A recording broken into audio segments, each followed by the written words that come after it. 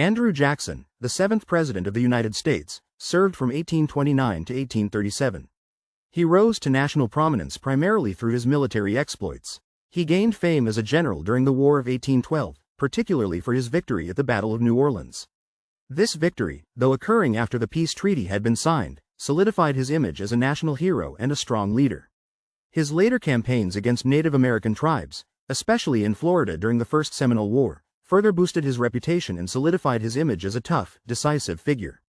Before his presidency, Jackson also served as a U.S. representative and senator from Tennessee, further building his political experience and base.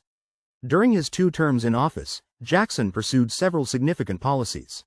First, he advocated for a strong executive branch and believed in the power of the president to represent the will of the people.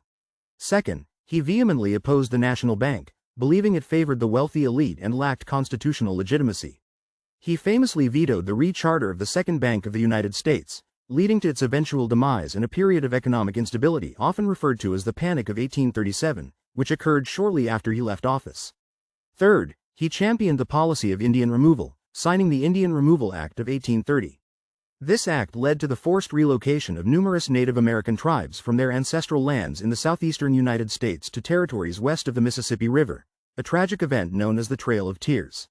Fourth, Jackson confronted the nullification crisis of 1832, when South Carolina attempted to nullify federal tariffs. He forcefully asserted federal authority and threatened military intervention, ultimately leading to a compromise that averted a potential civil war at that time. Fifth, he oversaw the reduction of the national debt and the expansion of suffrage to more white men, further solidifying his image as a champion of the common person. Significant world events during Jackson's presidency included the continuing struggles for independence in Latin America, the rise of industrialization in Europe, and ongoing debates about slavery and abolition in various parts of the world. While these events did not directly involve the United States in major conflicts, they shaped the global context within which Jackson navigated American foreign policy. Jackson's presidency concluded on March 4, 1837, when he voluntarily stepped down after serving 2 full terms, in keeping with the precedent set by George Washington. Ranking Jackson's effectiveness as president is complex and highly debated. On the one hand, his supporters praise him for his strong leadership, his defense of the common person against the perceived elitism of the national bank, and his preservation of the Union during the nullification crisis.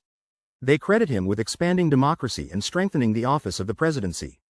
On the other hand, critics condemn his policies towards Native Americans, particularly the Indian Removal Act, as morally reprehensible. They also point to the economic instability that followed the demise of the national bank and question the long-term consequences of his expansion of executive power. Considering both his accomplishments and the negative consequences of his policies, Jackson's effectiveness can be rated as moderate to high, with a significant asterisk acknowledging the deeply problematic aspects of his legacy, particularly concerning Native American populations. His effectiveness is a matter of ongoing historical debate and depends largely on the values and perspectives used to evaluate his actions.